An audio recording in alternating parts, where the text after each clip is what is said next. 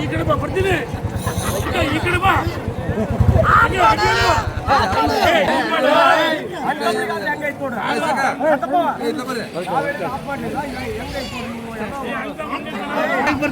ಬರ್ತೀನಿ ಚಾಲಿ ಚಾಲಿ ಕೊಡ್ತೀನಿ.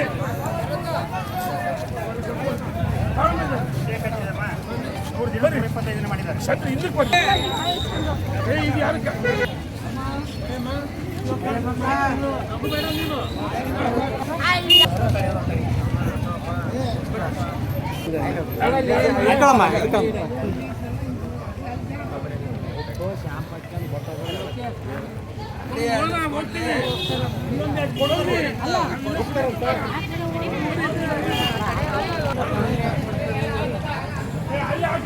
ಎಲ್ಲರಿಗೂ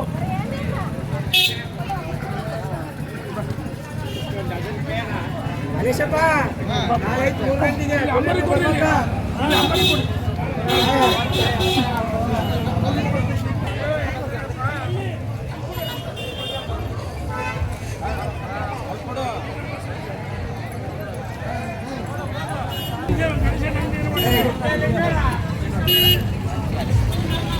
ಇಲ್ಲಿ ಕೊಡಿಲ್ಲಿ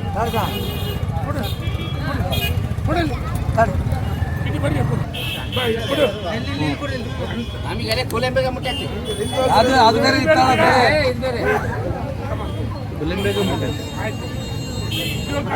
ಮೋದಿಯವರ ಒಂದು ಕನಸಿನ ಇದು ಕಲ್ಪನೆ ಯೋಜನೆ.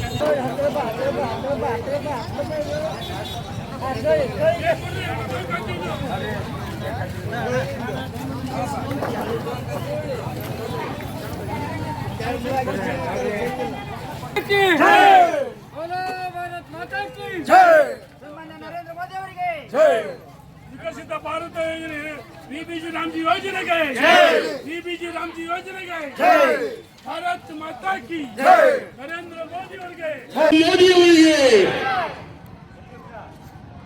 ಅಮಿತ್ ಶಾ ಅವರಿಗೆ ಜೆ.ಪಿ. ನಡ್ಡಾ ಅವರಿಗೆ ನಿತಿನ್ ನವೀನ್ ಅವರಿಗೆ ಬಿ.ಎಸ್. ಯಡಿಯೂರಪ್ಪನವರಿಗೆ ವಿಜಯೇಂದ್ರ ಅವರಿಗೆ ವಿಬಿಜಿ ರಾಮ್ಜಿ ಯೋಜನೆಗೆ ವಿಕಸಿತ ಭಾರತದ ನಿರ್ಮಾಣವೇ ವಿಬಿಜಿ ರಾಮ್ಜಿ ಯೋಜನೆಯ ಮೂಲ ಆಶಯ. ಈಗಾಗಲೇ ನಾವು ಹೊನ್ನಾಳಿ ಅಂತ ತಾಲೂಕಿನ ಸಭೆಯಲ್ಲೂ ಸಹ 19ನೇ ತಾರೀಕು ಕುರುಬಂದಲ್ಲಿ ಮಾಹಿತಿ ತಾವೆಲ್ಲ ಮುಖಂಡರು ಬಂದಿದ್ದೀವಿ. ಅದಾದ ನಂತರ ಮೊನ್ನೆ ಮಂಗಳವಾರ ಸಾಸಣಿ ಮಾಡಿದ್ವಿ, ಬುಧವಾರ ಹೊನ್ನಾಳಿಯಲ್ಲಿ ರಾಜ್ಯಪಾಲರಿಗೆ ಅಪಮಾನ ಮಾಡಿದ್ರೆ ಖಂಡಿಸಿ ಪ್ರತಿಭಟನೆಯನ್ನು ಮಾಡಿದ್ವಿ. ನಿನ್ನೆ ದಾವಣಗೆರೆಯಲ್ಲಿ ಸಭೆಯನ್ನು ಮುಗಿಸಿ ಸಂಜೆ ಬೆಂಗಳೂರು ಗ್ರಾಮ ಪಂಚಾಯತಿ ಗೋಡಗೇರಿ ಪಂಚಾಯತಿ ಮಾಡಿದ್ವಿ. ಇಂದು ಸಹ ಸೋಮಲ್ಲಾಪುರ ಈಗ ಕೋಟೆಬಳ್ಳಿ ಟೈಲಿ ಕರಪತ್ರ ಹಂಚಿ ಜಾಗೃತಿ ಮೂಡಿಸಿದ್ದೀವಿ. ಬಂಧುಗಳೇ, ನಮ್ಮೆಲ್ಲ ಮುಖಂಡರು ಕಾರ್ಯಕರ್ತ ಬಂಧುಗಳು,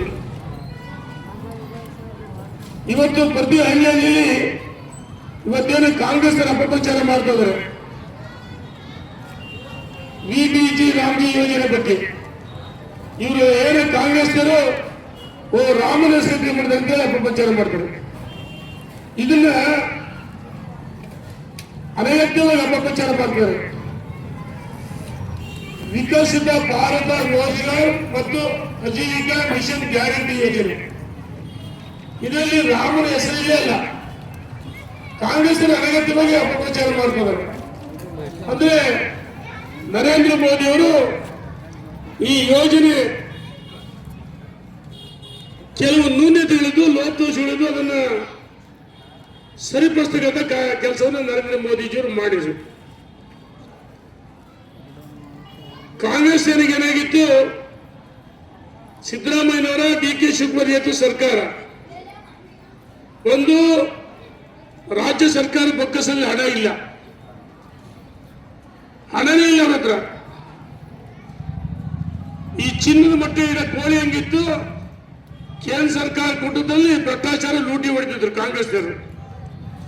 ಈ ಭ್ರಷ್ಟಾಚಾರ ಸತ್ತವರ ಹೆಸರಿಗೆ ಬಿಲ್ಗಳು ಹಾಕದ್ದು, ಸರ್ಕಾರಿ ನೌಕರರ ಹೆಸರುಗಳಿಗೆ ಹಾಕದ್ದು, ಕೆಲವು ಶಾಸಕರಿಗೆ ಆಗ್ತಾ ಇದ್ದು, ಬಹಳಷ್ಟು ಲೋಕದೋಷಗಳು ಹಾಕದ್ದು. ಉದಾಹರಣೆ ಬರೀ ಮೂಲ ಸ್ವರೂಪವನ್ನು ಅರ್ಥ ಮಾಡ್ಕೊಳ್ಬೇಕು ಕಾಂಗ್ರೆಸ್ನವರು. ಏನು ನಿಮಗೆ ಭ್ರಷ್ಟಾಚಾರ ಲೂಟಿ ಹೊಡಕ್ಕೆ ಅವಕಾಶ ಕೊಡಬೇಕಾಯ್ತ? ಇದ್ರ ಜೊತೆಗೆ ಕೇಂದ್ರ ಸರ್ಕಾರ ಇವತ್ತೇನು ಒಕ್ಕೂಟದ ವ್ಯವಸ್ಥೆ ಇದು, ಮೊದಲು 10% ರಾಜ್ಯ ಸರ್ಕಾರ, 90% ಕೇಂದ್ರ ಸರ್ಕಾರ ಇತ್ತು. ಈ ಒಕ್ಕೂಟ ವ್ಯವಸ್ಥೆಯಲ್ಲಿ ಒಂದು ಸಿಸ್ಟಮ್ ಇದೆ. 60% ಕೇಂದ್ರ ಸರ್ಕಾರ, 40% ರಾಜ್ಯ ಸರ್ಕಾರ ಕೊಡಬೇಕಂತ ಕೇಂದ್ರ ಸರ್ಕಾರ ಏನು ನಮ್ಮ ದೇಶದಲ್ಲಿ ಒಕ್ಕೂಟ ವ್ಯವಸ್ಥೆ ಇದೆ. ಇವರಿಗೆ ರಾಜ್ಯದಲ್ಲಿ ಹಣ ಇಲ್ಲ, ಬಿಟ್ಟಿ ಭರವಸೆಗೆ ಇವರು ಹಣ ಕೊಡಕ್ಕಾಗ್ತಾ ಇಲ್ಲ. ಮತ್ತೆ ಈ 40% ಕೊಡಬೇಕಾಗುತ್ತೆ ಅಂತ ಹೇಳಿ ಅನಗತ್ಯವಾಗಿ ಅಪಪ್ರಚಾರ ಮಾಡ್ತಾರೆ. ನಿನ್ನೆ ಸಹ ಪತ್ರಿಕೆ ಜಾಹೀರಾತು ಕೊಡ್ತಾರೆ. ಯಾರ್ಯಾರ ದುಡ್ಡು ಎಲ್ಲ ಮುಂಜೆ ಆದ್ರೆ ಸರ್ಕಾರಿ ದುಡ್ಡಲ್ಲಿ ಜಾಹೀರಾತು ಕೊಡ್ತಾರಂದ್ರೆ ಅಂದ್ರೆ ಇವರು ಕಾಂಗ್ರೆಸ್ ಪಕ್ಷದ ಹಣವನ್ನ ಪತ್ರಿಕೆ ಜಾಹೀರಾತು ಕೊಡಲ್ಲ ಬೇಡ ಅಂತ. ಆದ್ರೆ ಸರ್ಕಾರಿ ದುಡ್ಡಲ್ಲಿ ಜಾಹೀರಾತು ಕೊಡ್ತಾರೆ. ಇದ್ರ ಜೊತೆಗೆ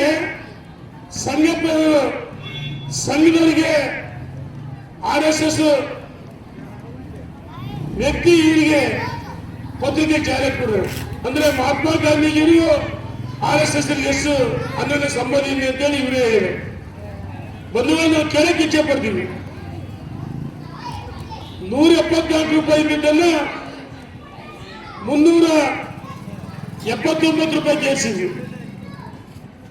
ಇದು ಅಪರಾಧನ? ಬರೀ 174 ರೂಪಾಯಿ ಸಿಕ್ಕಾಯ್ತು ಒಂದು ದಿವಸಕ್ಕೆ.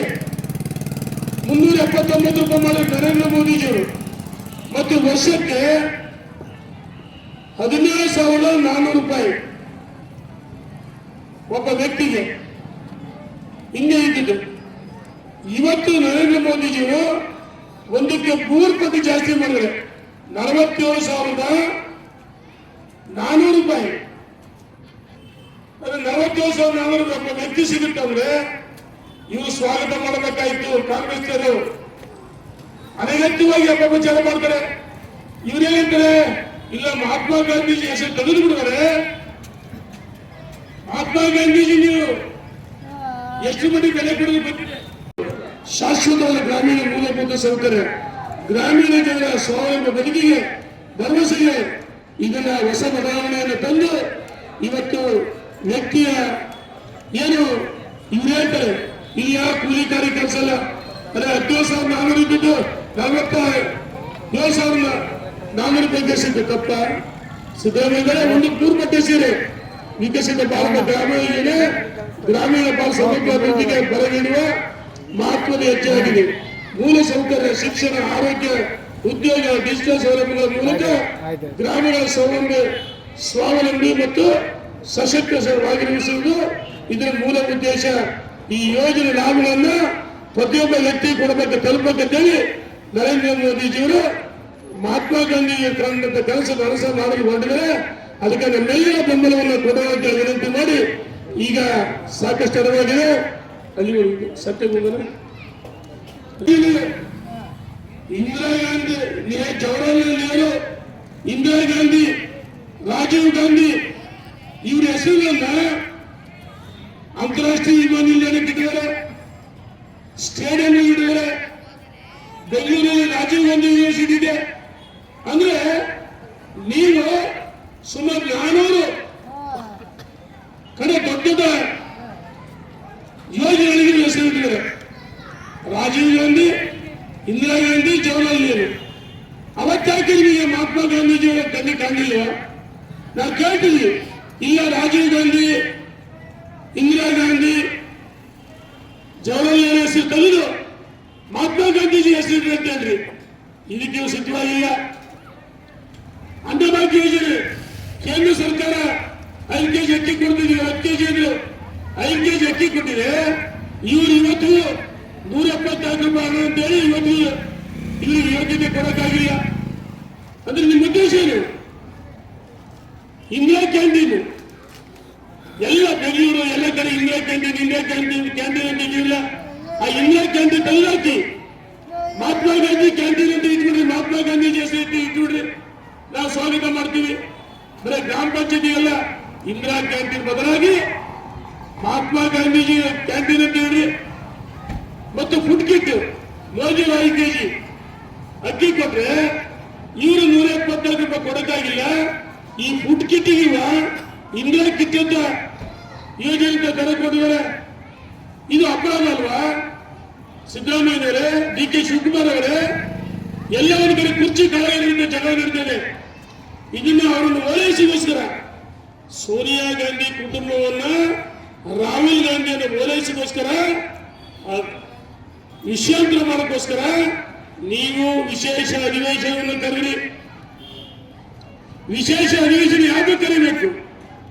ವಿಶೇಷ ಅಧಿವೇಶನವನ್ನ ಕರಿಬೇಕಂದ್ರೆ ರಾಜ್ಯದಲ್ಲಿ ಜ್ವಲಂತ ಸಮಸ್ಯೆಗಳು, ಅಭಿವೃದ್ಧಿ, ಅದು ಜನ ಸಂಕಷ್ಟದ ಕುಡಿಯುವ ನೀರು, ನೀರಾವರಿ ಯೋಜನೆ, ಇದ್ರ ಬಗ್ಗೆ ಚರ್ಚೆ ಮಾಡಿ ಕರಿಬೇಕಾಯ್ತು. ನೀವು ಬೆಳಗಾವಿನಲ್ಲಿ ಉತ್ತರ ಕರ್ನಾಟಕದಲ್ಲಿ ಅಧಿವೇಶನಿಸಲ್ಲ, ಚರ್ಚೆನೇ ಮಾಡಲಿಲ್ಲ, ಬರೀ ಗಡ್ಡ ಗಲಾಟೆ ಆಯ್ತು. ಕಲ್ಯಾಣ ಕರ್ನಾಟಕ ಬಗ್ಗೆ ಚರ್ಚೆ ಆಗಲಿಲ್ಲ, ಉತ್ತರ ಕರ್ನಾಟಕ ಬಗ್ಗೆ ಚರ್ಚೆ ಆಗಲಿಲ್ಲ, ಮಧ್ಯ ಕರ್ನಾಟಕ ಬಗ್ಗೆ ಚರ್ಚೆ ಆಗಲಿಲ್ಲ. ರೈತರು ಬೆಳೆಯುವಂತ ಭತ್ತ ಮೆಕ್ಕೆಜೋಳಕ್ಕೆ ಬೆಂಬಲ ಬೆಲೆ ಈ ಯೋಜನೆಗೆ ಕೊಡಕ್ಕಾಗಲಿಲ್ಲ. ಕೇಂದ್ರ ಸರ್ಕಾರ ಎಲ್ಲ ಬೆಂಬಲ ಬೆಲೆ ಘೋಷಣೆ ಮಾಡಿಲ್ವಾ? ಮೆಕ್ಕೆಜೋಳ ಬೆಳೆದ ರೈತ ಏನಾಗಿದ್ದಾರೆ? ಭತ್ತ ಕಲಿಕೆ ಪ್ರಾರಂಭ ಮಾಡಿಲ್ಲ. ಇದು ನಿಮ್ಮ ದೌರ್ಬಲ್ಯ, ಇದನ್ನು ಮುಚ್ಚಿ ಹಾಕಲು ಈಗ ಬೆಂಗಳೂರಿನಲ್ಲಿ ವಿಶೇಷ ಅಧಿವೇಶನ ಕರೆದಿರಿ. ಮತ್ತೆ 4 ದಿವಸ ಮುಂದುವರಿಸ್ತೇವೆ ಅಂತ ಹೇಳಿ ಸಿದ್ದರಾಮಯ್ಯನವರೇ, ನಾನು ಕೇಳಕ್ಕೆ ಇಚ್ಛೆ ಪಡ್ತೀನಿ. ಸಿದ್ದರಾಮಯ್ಯನವರೇ, ವಿಶೇಷ ಅಧಿವೇಶನ ಯಾವ ಸಂದರ್ಭ ಕರೆಯಬೇಕು? ಒಬ್ಬ ಮುಖ್ಯಮಂತ್ರಿಗಳು, ನಿಮಗೆ ಕಾನೂನು ಅರಿವಿದೆ, ಬಹಳ ನಿಪುಣರು, ಬುದ್ಧಿವಂತರು, ಒಬ್ಬ ಇನ್ನೂರು ನಾಯಕರು. 2013ರಿಂದ 18ವರೆಗೆ ಮುಖ್ಯಮಂತ್ರಿ ಆಗಿದ್ದ ಸಂದರ್ಭದಲ್ಲಿ ಆ ಜೋಶ್ ಇಲ್ಲ. ಎಲ್ಲಿ ಕುರ್ಚಿ ಕಸ್ಕೊಂಡ್ಬಿಡ್ತಾರೆ ಅಂತೇಳಿ ಮಗನ ಮುಂದೆ ಬಿಟ್ಟು ವ್ಯಾಪಾರ ಮಾಡಕ್ ಕೊಟ್ಟಿರಿ, ಚಾರ್ಜ್ ರಾಜೀನಾಮೆ ಕೊಟ್ಟಿದ್ದಾರೆ. ಇದು ನಿಮ್ಮ ದೌರ್ಬಲ್ಯವನ್ನು ಮುಚ್ಕೊಳ್ಳಲು ವಿಶೇಷ ಅಧಿವೇಶನ ಕರೆದು ಸದನದ ಕಲಾಪಗಳನ್ನು ಹಾಳು ಮಾಡ್ತಿದ್ರಿ, ನಿಯಮಗಳನ್ನು ಗಾಳಿ ತೋರಿದಿರಿ. ಸಿದ್ದರಾಮಯ್ಯರೇ, ಇಲ್ಲಿ ಶ್ರೀರಾಮನ ಹೆಸರು ಎಲ್ಲಿ ಹೇಳ್ತಿಲ್ಲ. ಯಾವ ಪ್ರಬುದ್ಧ ರಾಜಕಾರಣಿ ಕದ್ದು ಕದ್ದಂಗೆ ರಾಹುಲ್ ಗಾಂಧಿ ವರ್ತನೆ ಮಾಡ್ತಾರೆ, ಅವರನ್ನು ಮೆಚ್ಚಗೋಸ್ಕರ ಈ ಯೋಜನೆ ಬಗ್ಗೆ ಅಪಪ್ರಚಾರ ಮಾಡ್ತಿದ್ರಿ. ಒಬ್ಬ ಮಲ್ಲಿಕಾರ್ಜುನ ಖರ್ಗೆ ಹಿರಿಯರು, ಅವರು ಅಪಪ್ರಚಾರ ಮಾಡ್ತಾರೆ. ಇವರು ಪಾದಯಾತ್ರೆ ಮಾಡ್ತಾರಂತೆ, ಒಂದೊಂದು ತಾಲೂಕಲ್ಲಿ 5 ಕಿಲೋಮೀಟರ್. ಯಾರಿಗೋಸ್ಕರ ಪಾದಯಾತ್ರೆ? ಮಹಾತ್ಮ ಗಾಂಧೀಜಿಯವರು ಕಂಡಂತ ನನಸು ಮಾಡಿದ್ದು ನರೇಂದ್ರ ಮೋದಿಜಿಯವರು. ಅವರ ಉದ್ದೇಶವನ್ನ ಸನ್ಮಾನ್ಯ ನರೇಂದ್ರ ಮೋದಿ, ಮಹಾತ್ಮ ಗಾಂಧಿಯವರ ಉದ್ದೇಶವನ್ನ ಜನರಿಗೆ ಇವತ್ತು ಗ್ರಾಮ ರಾಜ್ಯ ಆಗಬೇಕಂತೇಳಿ ಅವ್ರದ್ದು ಕನಸನ್ನು ಕಂಡು ನರೇಂದ್ರ ಮೋದಿಜಿಯವರು ವಿಕಸಿತ ಭಾರತ ನಿರ್ಮಾಣಕ್ಕೆ ಈ ಒಂದು ಯೋಜನೆ ಹೊಸ ರೂಪವನ್ನು ಕೊಡಿದರೆ. ಇವತ್ತು ನಾವು ಕೇಳ್ತಿದ್ದೀವಿ, ಈ ಒಂದು ಕುಂದೂರು ಹೋಬಳಿ, ಈ ಎಲ್ಲ ಹೋಬಳಿ ಗ್ರಾಮ ಪಂಚಾಯತಿಯವರನ್ನು ಹೋಗ್ತೀವಿ. ಇವತ್ತು ಕೇಂದ್ರ ಸರ್ಕಾರ ವಿರುದ್ಧ ಅನಗತ್ಯವಾಗಿ ಅಪಪ್ರಚಾರ ಮಾಡ್ತಾರೆ. ಅಧಿವೇಶನದಲ್ಲಿ ರಾಜ್ಯಪಾಲರಿಗೆ ಅಪಮಾನ ಮಾಡಿದ್ರು, ಧಿಕ್ಕಾರಕ್ಕೆ ಹೋಗಿದ್ರು, ನ್ಯಾಯಾಲಯ ಮಾಡಕ್ ಹೋದ್ರು. ಯಾವ ಕಾಂಗ್ರೆಸ್ಸಿನ ವಿಧಾನ ಪರಿಷತ್ತಿನ ವಿಧಾನಸಭಾ ಸದಸ್ಯರು ಅಪಮಾನ ಮಾಡಿದ್ರು, ಅವರನ್ನ ನೋಡಿ ಕೇಂದ್ರ ಸರ್ಕಾರ ಲೋಕಸಭೆ ರಾಜ್ಯಸಭೆಗೆ ಅನುಮೋದನೆ ಕೊಟ್ಟಾದ್ಮೇಲೆ ರಾಷ್ಟ್ರಪತಿ ಅಂಕಿತ ಹಾಕಿದ್ದಾರೆ. ಅಂದ್ರೆ ಕೇಂದ್ರ ಸರ್ಕಾರ ವಿರುದ್ಧ, ರಾಷ್ಟ್ರಪತಿಗಳ ವಿರುದ್ಧ ಇವರು ರಾಜ್ಯಪಾಲರ ಬಾಯಲ್ಲಿ ಸುಳ್ಳು ಹೇಳ್ಸಕ್ ಹೋದ್ರು. ರಾಜ್ಯಪಾಲರ ಸಂವಿಧಾನಕ್ಕೆ ಹುದ್ದೆ ಅವ್ರಿಗೆ ಗೊತ್ತಿದೆ. ಹಿಂದೆ ಯಡಿಯೂರಪ್ಪ ಮುಖ್ಯಮಂತ್ರಿ ಆಗಿದ್ದಾಗ ಹಂಸರಾಜ್ ಭಾರದ್ವಾಜ್ ಯಾವ ರೀತಿ ನಡ್ಕೊಂಡ್ರು, ಇದನ್ನ ನೋಡಿ ಕೇಳ್ಬೇಕಲ್ಲ ನಾವು ಕಾಂಗ್ರೆಸ್ನರಿಗೆ. ನಮ್ಮೆಲ್ಲ ಮುಖಂಡರಿಗೆ ಕಾರ್ಯಕರ್ತ ಬಂಧುಗಳ ವಿನಂತಿ ಮಾಡ್ತೀವಿ, ಹಳ್ಳಿಯಲ್ಲಿ ಜಾಗೃತಿ ಮೂಡಿಸಬೇಕು. ಇವತ್ತೇನಾದ್ರು ಈ ಗ್ರಾಮಗಳ ಅಭಿವೃದ್ಧಿ ಆಗಿದೆ ಅಂದ್ರೆ, ಕುಡಿಯ ನೀರು ಅಭಿವೃದ್ಧಿ ಆಗಿದೆ ಅಂದ್ರೆ ಸಿಮೆಂಟ್ ರಸ್ತೆಗಳು, ಪವರ್ ಸ್ಟೇಷನ್, ಮತ್ತು ಇದೇ ಕುಂದೂರಿನಲ್ಲಿ ಮಾನ್ಯ ಮುಖ್ಯಮಂತ್ರಿ ಬಸವರಾಜ ಬೊಮ್ಮಾಯಿ ಅಶೋಕ್ ರವರು ಗ್ರಾಮ ವಾಸ್ತವ್ಯ ಮಾಡಿದಾಗ ಇವತ್ತು ಅದರ ಸವಿಗಳಿಗೆ 2 ಕೋಟಿ ರೂಪಾಯಿ ಶಾಲೆಗೆ ಬರ್ತಿದ್ರು ಕಟ್ಟಡಕ್ಕೆ. ಪ್ರತಿ ಹಳ್ಳಿಯಲ್ಲಿ ಸಿಮೆಂಟ್ ರಸ್ತೆಗಳು, ಕುಂದೂರು ಏನೇ ಗುಡ್ಡದಿಂದ ಈ ಭಾಗಗಳಿಗೆ ಕುಡಿ ನೀರು ಕೊಟ್ಟಿದ್ದೀವಿ, ರಸ್ತೆಗಳು ಮಾಡಿಸಿದೀವಿ. ಈ ಸರ್ಕಾರ ಯಾವುದನ್ನು ಮಾಡಿಸಿಲ್ಲ. ಅನಗತ್ಯವಾಗಿ ಕೇಂದ್ರ ಸರ್ಕಾರ ಬಗ್ಗೆ ನರೇಂದ್ರ ಮೋದಿ ಬಗ್ಗೆ ಅಪಪ್ರಚಾರ ಮಾಡ್ತಿದ್ರೆ. ಇವತ್ತು ಶಾಲಾ ಕಟ್ಟಡಗಳನ್ನು ಬಿಡುಗಡೆ ಮಾಡಿಲ್ಲ, ಒಂದೇ ಒಂದು ಮನೆ ಬಿಡುಗಡೆ ಮಾಡಿಲ್ಲ ರಾಜ್ಯ ಸರ್ಕಾರ. ಗ್ರಾಮ ಪಂಚಾಯತಿಗೆ ಒಂದೇ ಒಂದು ಮನೆ ಬಿಡುಗಡೆ ಮಾಡಿಲ್ಲ. ಹಿಂದೆ ನಾವು 1,500 ಮನೆಗಳನ್ನ ವಸತಿ ಸಚಿವರು ಹೇಳಿ ಒಂದೊಂದು ಗ್ರಾಮ ಪಂಚಾಯತ್ 45-50 ಮನೆ ಕೊಟ್ಟು ಮತ್ತು ಅತಿವೃಷ್ಟಿಯಲ್ಲಿ ಮನೆಯನ್ನು ಕಳ್ಕೊಂಡವರಿಗೆ 5 ಲಕ್ಷ 3 ಲಕ್ಷ ಮನೆಗಳು ಕೊಟ್ಟು ಯಡಿಯೂರಪ್ಪ ಮುಖ್ಯಮಂತ್ರಿಗಳಾಗಿದ್ದಂಥ ಸಂದರ್ಭದಲ್ಲಿ ಆಸ್ಪತ್ರೆ, ಶಾಲಾ ಕಾಲೇಜುಗಳು, ಸೇತುವೆ ಈ ರೀತಿ ಅಭಿವೃದ್ಧಿ ಆಯ್ತು. ಇವರಿಗೆ ಅಭಿವೃದ್ಧಿಗೆ ಹಣ ಕೊಡಕ್ಕೆ ಆಗ್ತಾ ಇಲ್ಲ. 40% ಕೇಂದ್ರ ಸರ್ಕಾರ ಕೊಡಕ್ಕಾಗಲ್ಲ ಅಂತೇಳಿ ಒಕ್ಕೂಟ ವ್ಯವಸ್ಥೆ ಇವರು ಉದ್ಯೋಗ ಖಾತೆ ಯೋಜನೆಗೆ ಹಣ ಬಿಡುಗಡೆ ಮಾಡಕ್ಕೆ ಅದಕ್ಕೋಸ್ಕರ ಸುಳ್ಳು ಹೇಳ್ತಿದ್ರೆ. ಮೊನ್ನೆ ದಿವಸ ಗುತ್ತಿಗೆದಾರರ ಸಂಘದ ಅಧ್ಯಕ್ಷರು, ರಾಜ್ಯದ ಅಧ್ಯಕ್ಷರು ಹೇಳಿದ್ದಾರೆ ಮಹಾನ್ ಭ್ರಷ್ಟಾಚಾರ ನಡೆದಿದೆ ಕರ್ನಾಟಕದಲ್ಲಿ. ಈ ಕಾಂಗ್ರೆಸ್ ಸರ್ಕಾರ ಅವಧಿಯಲ್ಲಿ ಅನಗತ್ಯವಾಗಿ ಬಿಜೆಪಿ ಸರ್ಕಾರ ಮೇಲೆ ಸಿಎಂ ಅಂತ ಅಪಪ್ರಚಾರ ಮಾಡಿದ್ರು. ಇವತ್ತು ಗುತ್ತಿಗೆದಾರ ಸಂಘದ ಅಧ್ಯಕ್ಷ ಹೇಳಿದರೆ ಬಂದೆ ಅಂತವರಿಗೆ ಧಮಕಿಯಾಗಿ ಸರ್ಕಾರ. ಇವತ್ತು ನಮ್ಮೆಲ್ಲ ಮುಖಂಡರು ಕಾರ್ಯಕರ್ತರು ವಿನಂತಿ ಮಾಡ್ತೀವಿ, ದಯಮಾಡಿ ಈ ಬಿಬಿಜಿ ರಾಮ್ಜಿ ಯೋಜನೆಯ ಮೂಲ ಆಶಯವನ್ನ ನಾವು ನಮ್ಮ ಕಾರ್ಯಕರ್ತರ ಮುಖಂಡರಿಗೆ ಪ್ರಜ್ಞಾವಂತ ಸಾರ್ವಜನಿಕ ಬಂಧುಗಳಿಗೆ ತಿಳಿಸಬೇಕಾಗಿ ವಿನಂತಿ ಮಾಡ್ತಾ, ಇದರ ಉದ್ದೇಶ ಪಾರದರ್ಶಕ ನಿರ್ವಹಣೆ, ದೂರದರ್ಶಿ ಯೋಜನೆ